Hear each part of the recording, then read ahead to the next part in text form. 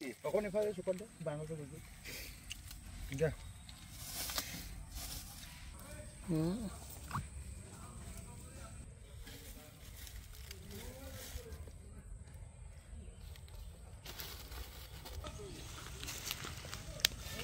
মা আৰু এটা মই ৰুম ভিডিঅ'টো কৰিবি আপোনালোকে অহাৰ কাৰণে বিশেষ ধন্যবাদ।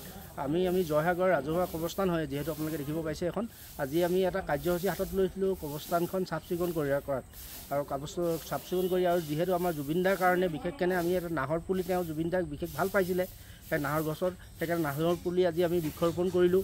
তেওঁ যেন আত্মা শান্তি পাওক তাৰে আমি কবৰস্থানত আহি আজি তেওঁৰ কাৰণে মংগলৰ কাৰণে দুৱাও কৰিলোঁ, আৰু সেয়ে আমি বৃক্ষৰোপণ কৰা হ'ল জুবিনদাৰ কাৰণে। জুবিনদাৰ আমি 63জোপা নাহৰ পুলি ৰুলোঁ, টোটেল 63জোপা ন।